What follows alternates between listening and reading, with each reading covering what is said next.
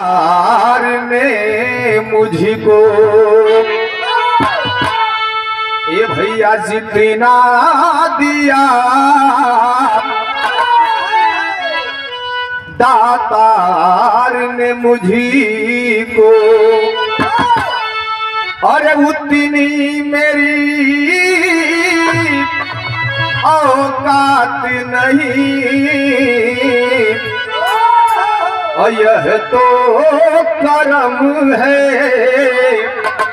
उनका, वरना ये तो करम है उनका, वरना और मुझ में ऐसी बात नहीं, यह तो करम है उनका, वरना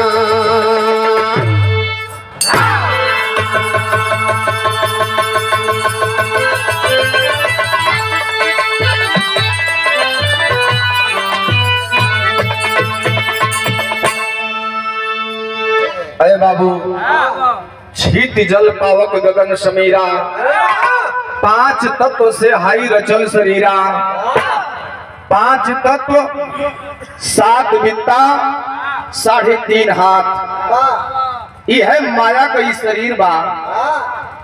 यही अंश को लेकर के ब्रह्मा ने रच करके सवार करके श्रृंगार करके इस मृत्युलोक में भेज दिया।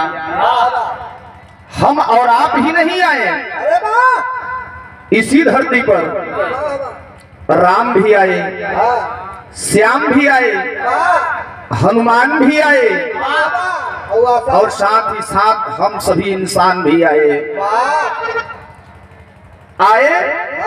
अपना कर्म किए, फिर अपने स्थान को चले गए। आना जाना मतलब कहने का अध्यात्म की दुनिया में ये स्टेशन है, प्लेटफार्म है। सांस रूपी गाड़ी आती है और पुनः निकल जाती है। यात्री के हो भैया, यात्री सत्कर्म है,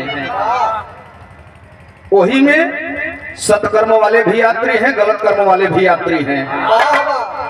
जे जवन टिकट ले लेके इसलिए कहना है बाबू क्या, अरे जिनकी गोदिया श्री राम लला,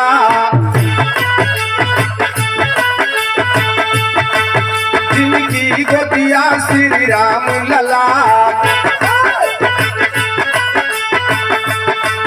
उनकी मतिया भरमाय गई।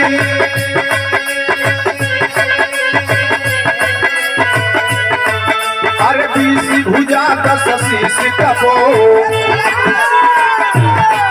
उसकी भी लंका जलवाय गई।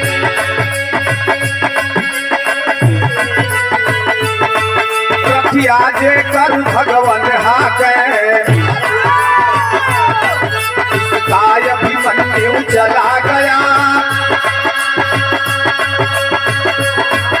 उनका अभिमन्यु चला गया।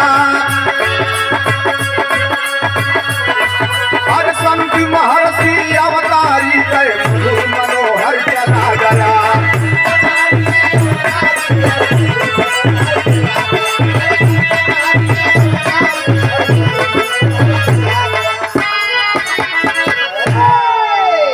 जब उन लोगों की ये बात है बाबू लोग, भैया लोग, तो हम इंसान की क्या औकात है। इसीलिए कवि ने लिख दिया, कलाकार ने गाया कि का कहीं कैसे कहीं,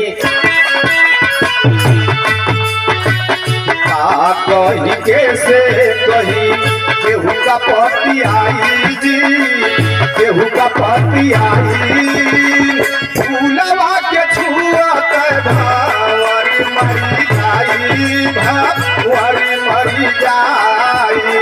का कहीं कैसे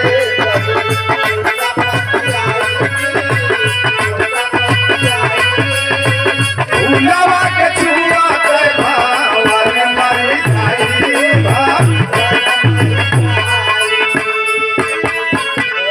ओम जप तू गीता जग में,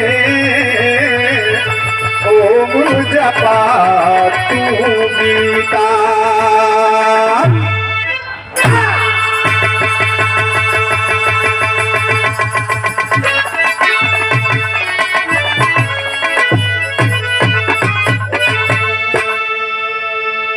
अच्छा बाबू